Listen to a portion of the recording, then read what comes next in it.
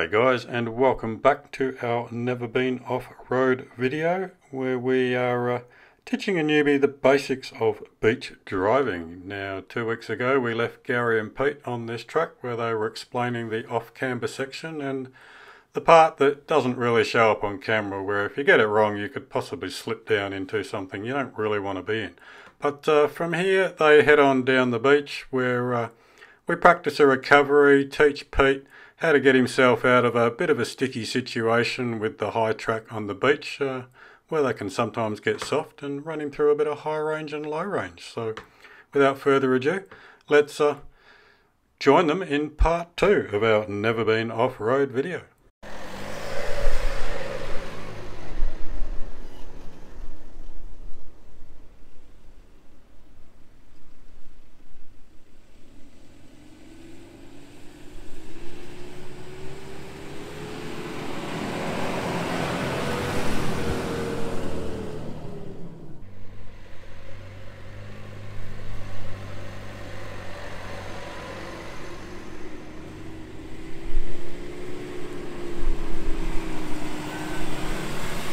Going to be famous last words, but this section of the beach here is reasonably firm, right?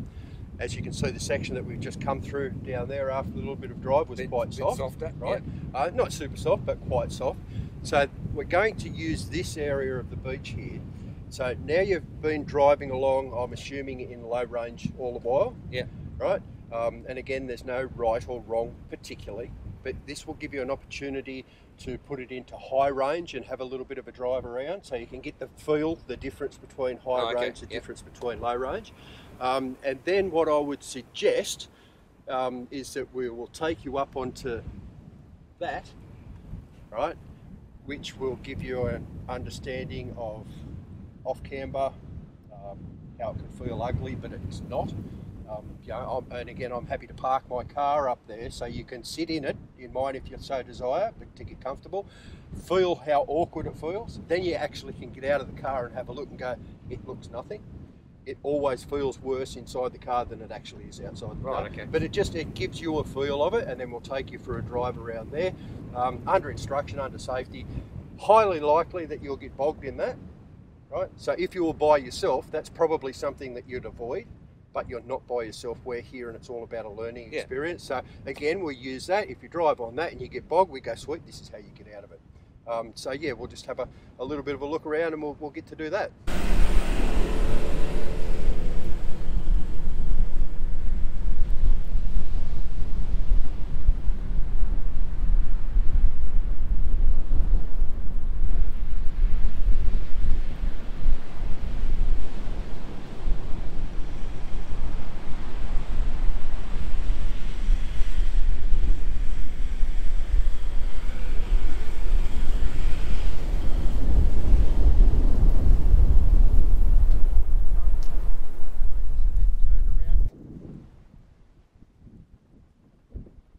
Okay, now when you're driving back down, drive directly towards me, and I do want you to put your foot on the brake when you're stopping.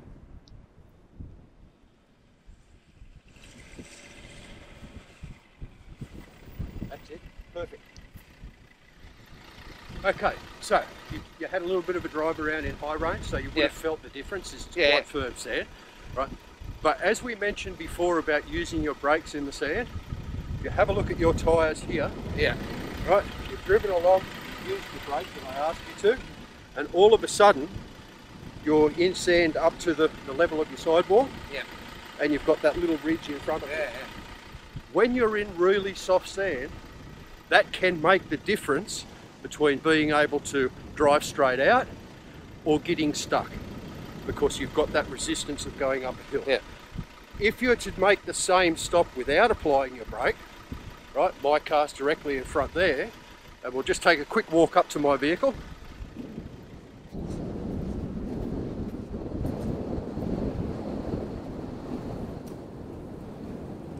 Same beach, approximately the same weight, approximately the same tyre pressures. That's the difference between stopping without a brake and stopping with a brake. Okay? And again, like I say, it's not the end of the world.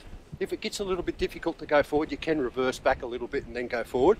But it's just easier unless you do need to apply the brake. Just come to a rolling stop. Yeah. Okay? Makes sense. It's not quite simple.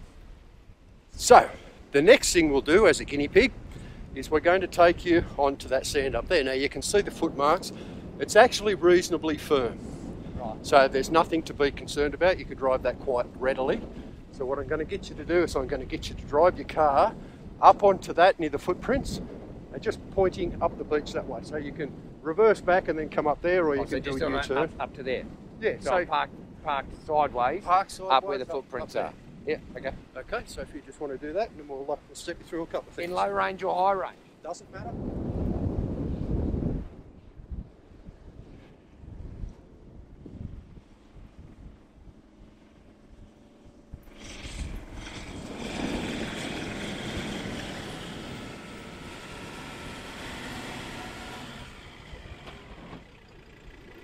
Perfect.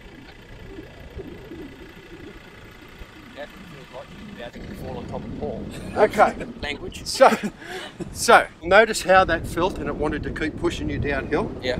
And it probably feels quite awkward inside your vehicle. It does a little bit. Okay, it does a little bit. This is where we take 5 seconds. Hop out of your car and have a look.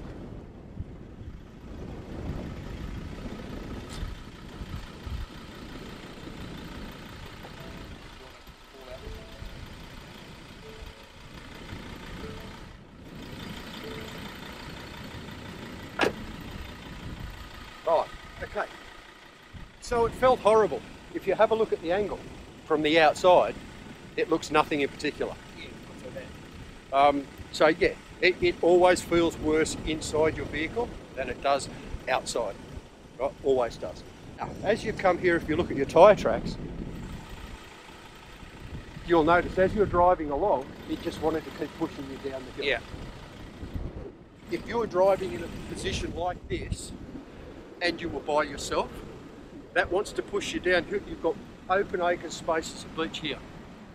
Follow it. Yeah. Right, because essentially that's getting softer and softer and softer. If you try and fight it, that's when you can get yourself stuck. Yeah. So it wants to push you that way. Just follow it back down onto the flat and away you go. Right? But what we've done here is get you in a particular position where you can probably get in your car and drive backwards. Right? You quite possibly drive forwards. But what I would suggest, now that you look at it, is if you're in high range, take it out of high range and put it into low range. Because low range will give you the torque and power that you need to drive out, more so than getting stuck. And if you are going to get stuck, we'll work it from there. Okay. Okay.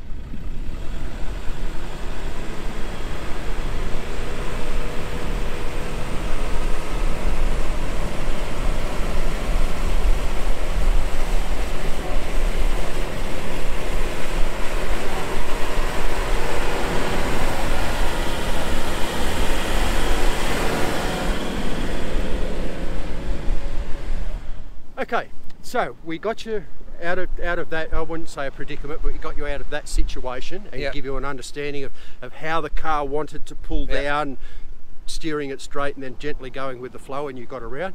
Your wheels were spinning, and as I explained earlier on in the piece, if you're not going forward where you want to go and it's spinning, get off the throttle so you don't dig yourself down. But you were still moving forward, so you keep feeding the throttle on, and you drove yourself out, which was excellent, really, really good.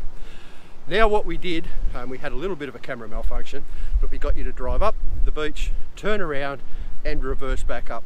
Now what I was actually hoping to do was get you up there, so you get stuck. But you've managed to do it down here. Yes. Kudos, big tick. I wouldn't have thought we could get stuck down here. But that saves working on a big angle for the want of the exercise. Now, for the viewers at home, you might look at this and think, I'm not stuck. Realistically, can you drive out of that without having to self-recover? Probably. We could let the tyres down a little bit, you could move a little bit of sand from in front. There's a lot of different ways that you can go through it, which we'll talk through. But one of the things that I wanted to demonstrate to you was the use of what, in my opinion, is one of the ideal self-recovery tools, which is MaxTrax. Now, MaxTrax is a brand. and in my opinion, the best brand of a recovery board that there is on the market. They are quite expensive. There are multiple different sorts of recovery boards, varying in price from 150 bucks a set to 500 bucks a set.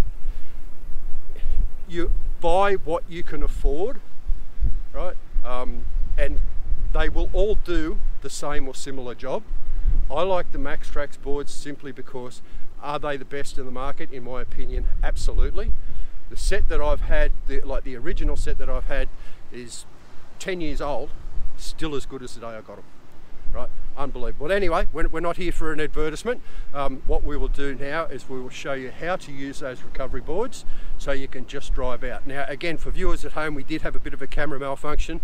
Trust me, he is stuck. We tried to get him to move and he was just spinning tyres. So at this point I'm going to grab my recovery boards and then we'll go through the recovery process. Sounds good. Okay, so here's a set of MaxTrax that I prepared earlier. Right. Another recovery tool that I would recommend everyone to take is a long handle shovel. But let's pretend we don't have a long handle shovel, but we do have the MaxTrax. So we take one MaxTrax and we implement it as a shovel. Hang on, I'll show you. I think it's actually written on the end of one. Probably.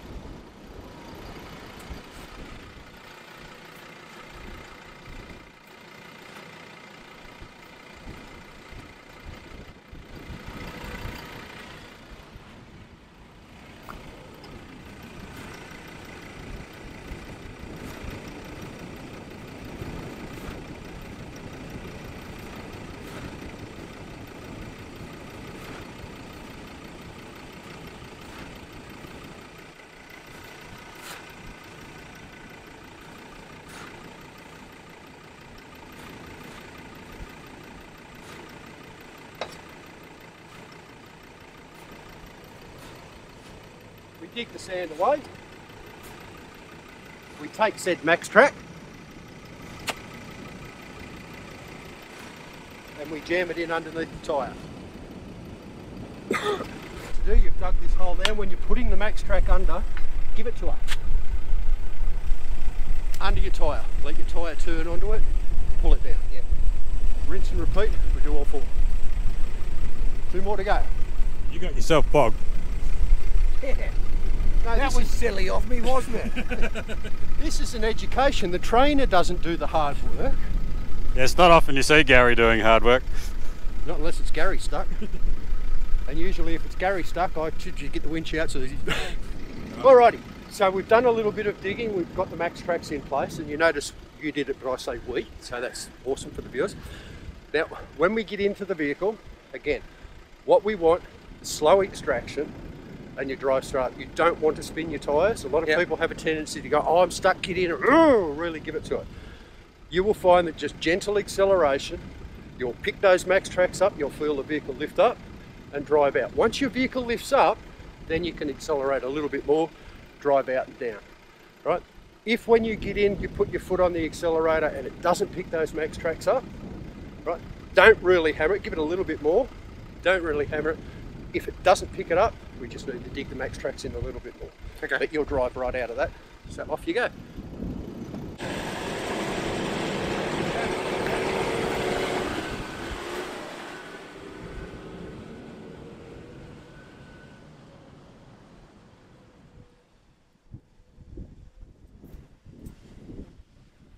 And there, folks, is the power of MaxTrax.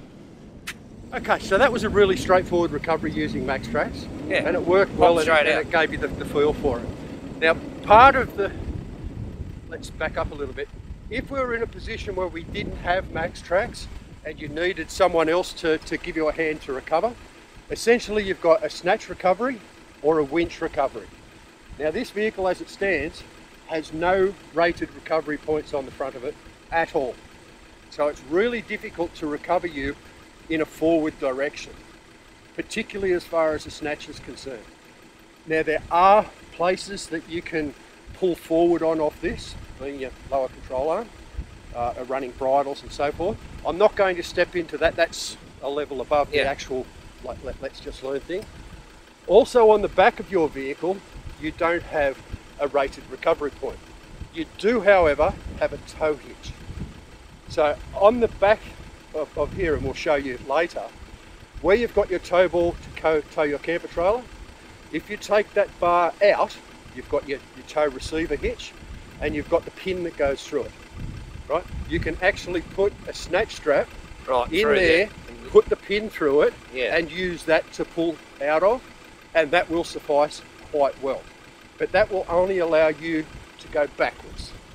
There are some situations where you have to go backwards and some where you can't, right? So again, on my vehicle has full bull bar at the front, hoopless. Clearly it's set up with a winch and so forth, but down here you'll see rated recovery points. Yeah, right. Rated to 10 tonne, right? Now what you do need to remember here when you're going to recover off the front, for argument's sake, my vehicle, 2 tonne. Let's pretend it's heavy, let's pretend it's 3 tonne, right? For the want of something to say. On a flat bit of ground, if someone's going to pull me, that's 3 tonne, they're rated at 10 tonne. If I'm stuck in the sand, my 3 tonne is multiplied. If I'm stuck in the mud, it's multiplied again. So this 3 tonne vehicle, in inverted commas, can weigh 6, 7, 8 tonne for the towing vehicle to pull you out. Hence the reason that they're relatively important. Now I'm off-road a lot, I got them. You're off-road very little, because really this is your first time. Yeah. It's not something that you have to rush out and get, but you just do need to be aware that as your confidence grows and you start to go into more difficult positions, you need to think to yourself, will I be able to self-recover out of this difficult position? Because even if there is someone else with me, they may not be able to help unless they're very experienced. Yeah, so it's just something to bear in mind. Yeah. Anyway, it's starting to get really windy again, so let's jump off the beach. We might head back to camp and have a couple of beers and talk about what you've learnt and how you can apply it. Sounds good.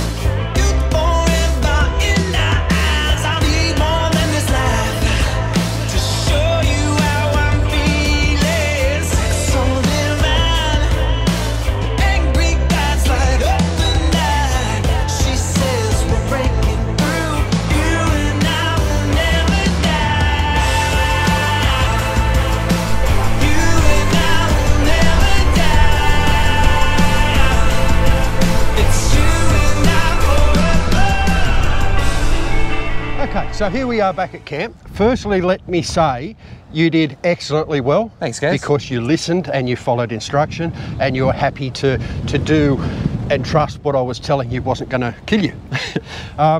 So look, I think the important thing is we touched on some of the basics, and they are the basics. There's a massive amount still to learn. But the key points were tyre pressures, how to put it into four-wheel drive, get rid of the traction control on sand because you really don't want it, the difference between high range and low range, which we were getting you used to on the beach there, what to avoid, what not to avoid, and how to get yourself out with a max trax recovery, which is really important as far as a solo recovery. Now, there's a lot more in it than that, but what I would suggest is over the next short period of time, and because we're friends, I'm happy to do it with you, the more you drive, now you know the basics, the more your skills will improve, the more situations you will get to, you think, what do I do here? Right? And like I say to anyone, the most important thing is you drive to your own capability. So you're new, look at something, don't panic, don't go, oh my God, take a breath, look at it, think your way through it before you apply yourself to it, and then either decide, yes, I can get through this, or no, I can't. And one of the big things to look for is, yes, I can get through this, so I'm going to give it a go. If something goes wrong, am I in danger? And if the answer to that question is yes, don't do it. Yeah. Anders said, just don't do it.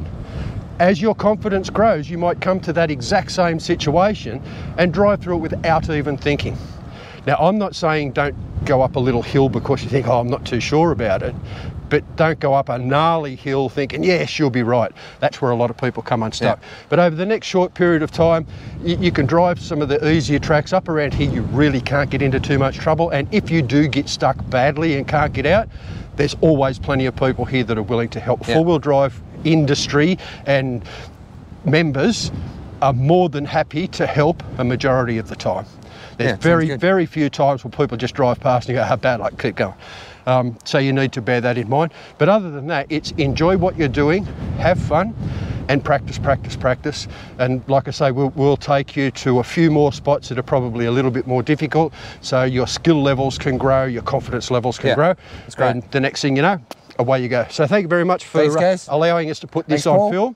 And I hope you guys out there actually learnt a little something, or something in this was beneficial for you. Okie doke. So now that we've said our goodbyes, I'm going to hand you back to Paul here, so Paul can do a little bit of, shall we say, I don't know, leave it with Paul. He'll work it out. Cheers, guys. It's you and I, becoming what we idolize. It's you and I, and we can live forever like starches. All right, well, thanks, Gaz, and I hope you guys have got something out of that video. Some great information there if you are new to four-wheel driving, and I think Pete did pretty well, especially considering he's driving a Ranger. But we won't go there. Anyhow, it is nearly 12 o'clock and we are at camp, so that means it is perfectly legal for me to roll out the fridge and grab myself a ginger beer and say cheers, and excuse my gulping because I am wearing a mic. But anyhow, that's a great segue from the Slide It Solutions fridge slide to some great new products available from Slide It Solutions. And you can also purchase this package through Off-Road Living in Wangara. Of course, Slide It Solutions are in Malaga. You can contact Jace there at Trade Road in Malaga, or you can go into Off-Road Living, who are a sponsor of our beginners group as well, and they stock these bags as well. But I just wanted to run through these bags. I really do like the design of these bags, and the big standout for me is the zipper. Now, I don't know if that shows up on camera, but I'll bring it in a bit. Across the front of the zippers is actually wetsuit material, and what that does is it keeps the zipper inside the bag so that when you zip them up, the zipper is not actually exposed, so no dust can get in them. And I'll give you a comparison with another bag I have with that in a minute. But in this kit, basically you have a small clear top bag, which I clearly use for my toilet rolls and toilet stuff for the chemical toilet. A larger one, which I'm using for my snacks and part of my pantry. I do have a bigger bag in there that I use for my pantry, but once you get a 6-pack of bread rolls in there and a loaf of bread, it's half full. So it's handy to have another one. So we've got this one here too. It also, nearly knocked my ginger beer over. Also comes with a small carry bag. You can use this. I'm using this for all my bathroom stuff. So my deodorant, toothbrush, bit of Bushman's in there, some Panadol, and a few bits and pieces that people of my age need, which we won't go into. And again, that great zip, easy zip, small carry bag, and I'll show you where that fits into a great little spot that I've had basically vacant ever since I did this build and wondered what I could put in there. So that fits in there perfectly. We have a larger bag, which clearly I'm using for my battery powered tools, so blower and impact driver. Oops, that's one way to treat your impact driver. And that bag is more than big enough to fit that and a few other bits. Great little tool bag. I guess you could use it as a recovery bag as well. Pretty much use it for anything. Now this is the application that I'm using these bags for. You don't necessarily have to follow me. And the last but not least part of the kit is this little organizer. It's got these great clips. You can clip them onto your fridge handle, to an hockey strap, to your fridge cage. I've actually got this again clipped on the back of my cage in that same blank spot above this, which I will show you. And that has little Velcro tops. I've got an ARB torch in there. I've got some fly nets in there. In there I've got my straps for my Max Tracks. The little, so not that anybody ever uses the little find it straps that you attach to your Max Tracks. And spare two-way radio. So yeah, that is fantastic, and that clipped perfectly on there. Now I'll just show you why I like these zippers so much. Now, I didn't buy this particular brand of bag. It came free, I think, with that stainless steel table that I bought. However, as you can see, look at the size of the zips on them compared to that. And what happens with these, I found, is, I'm probably not going to do it now, is that when you go to zip them up, not exactly user friendly. Whereas this one, if I can find the zipper, how easy is that? The zips come undone all right on these bags. When they're full and you're trying to do them up, they jam up, and you've got to keep doing that to get it to do that. Whereas, awesome. They've got handles on them either side. You can put them up the top of somewhere. That one stays in the car, that one stays in the canopy, that one stays in the canopy, and the other two are in that little bit that I told you about. But yeah, not sure what I'll ever use that one for, but that just will sit in the corner of the garage until I find a use for it one day. Maybe some spare parts or something. But yeah, if you want to get your hands on these bags, Slide It Solutions Australia in Malaga, you can contact Jace through there, or you can pick them up at Off-Road Living in Wangara. So yeah, comes as a complete kit, so it's awesome. Don't quote me on this, but I think I saw Off-Road Living had it for $129 for the whole lot, but I haven't had a look at that, so don't quote me on that price, but from memory I think that's what I saw Andrew post up in our beginners group. But yeah, great little bags, and I'm going to enjoy using those and testing them and see how they last. So maybe in 6 months time we'll revisit them and see how they sit, but in the meantime I'm going to enjoy this, and I'll quickly show you that, and yeah, then I'm going to go and join the others, and I'll probably see you around dinner time because I've got a great burger to cook up tonight. Alright, cheers.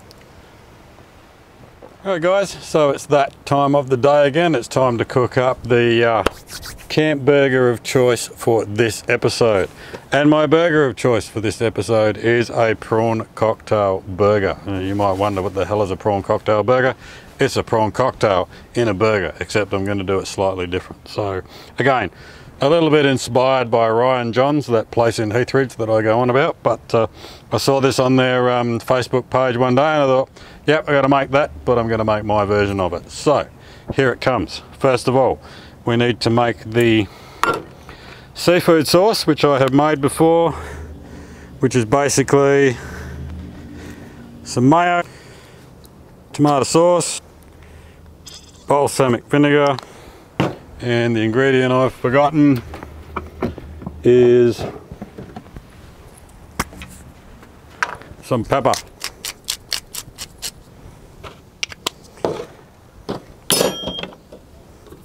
Mix all that up, and again, goes by colour and taste. You want the traditional pinky coloured prawn cocktail sauce.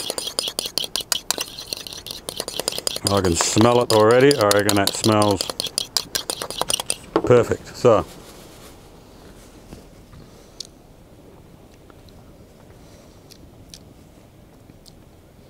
maybe a little bit more tomato.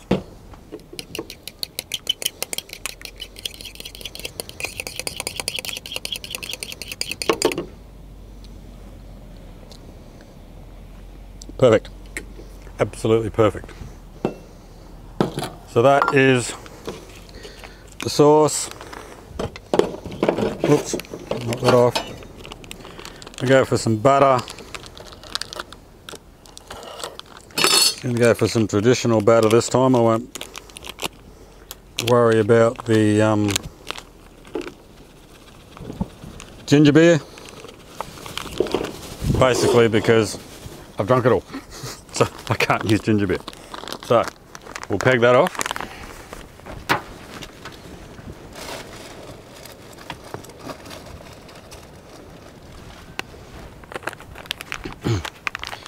Put that aside.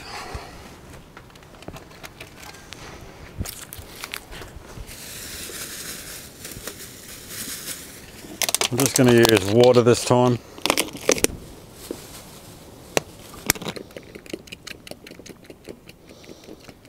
Mix the batter up. I reckon that's pretty much it. So there you go. If you want to see the consistency of the batter, there we go.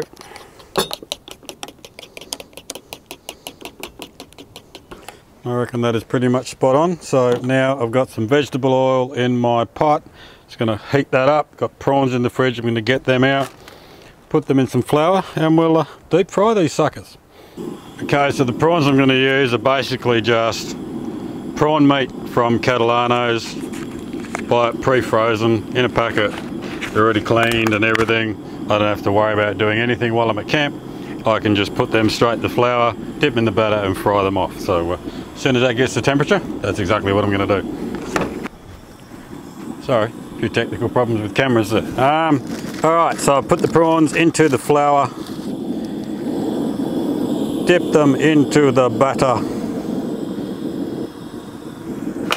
and drop them into the stinking hot oil and see how they go.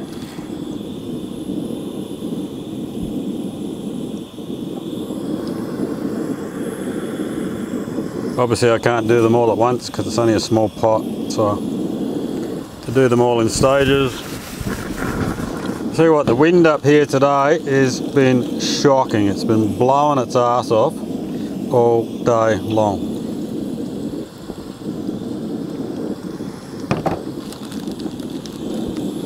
Now I probably only need about 4 or 5 prawns for this burger, but I'm going to cook up a few, because why not? Alright, let's get them cooked up.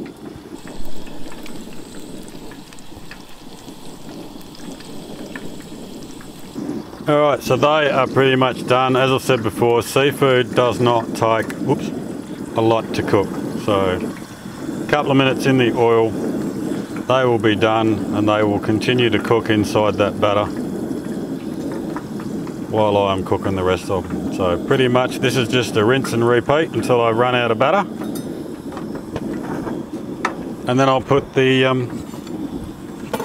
actual burger together. Alright, cool. Alright, so the prawns are now cooked and that is the finished product. Look at that. They look awesome. Just like you'd buy in a shop. So now I just have to toast the bun, cut up the lettuce and put it all together. So we'll get cracking on that. So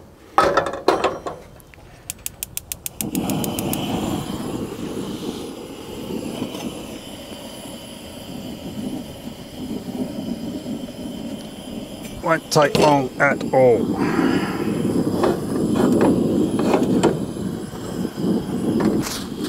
Give board a bit of a wipe down. It is a bit messy making this, but hey, tastes good. Well, it should taste good. Now I must confess I did do this at home, but not with that batter, with ginger beer batter again. The prawns went a bit darker, so they're obviously a bit lighter with water, cold water. You can use soda water, you can use beer, you can use ginger beer, you can use whatever you want as the liquid. But yeah, this time nice and crispy and light coloured with the water. So alright, let's get this bun toasted. Alrighty, bun is now toasted, so let's put this thing together. So let's get a bit of seafood sauce on the bottom.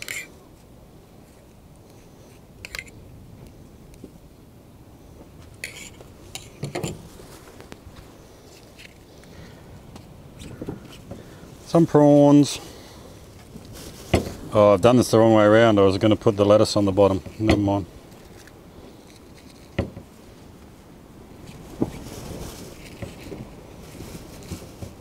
never mind. Chuck another prawn in there just for good measure. That'll do. Bit more sauce so it dribbles down the side, because that's always good for the camera.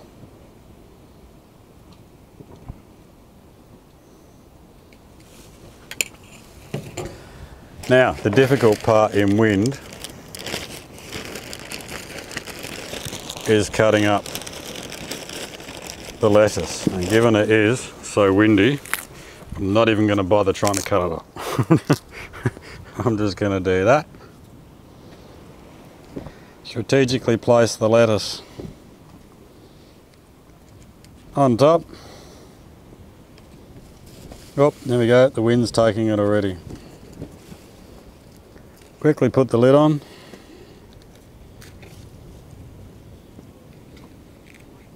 There we go. Voila. And making sure the wind doesn't blow it away to cap it off. There we go. Let's get rid of those so that we can bugger. I'm going to do some gratuitous B-roll, okay? So, get rid of all the rubbish, nicely place all the extra prawns, get rid of that, and there we go. There is the burger. Prawn cocktail burger with some leftover prawns and a can of bourbon. Cool. Cue the gratuitous B-roll.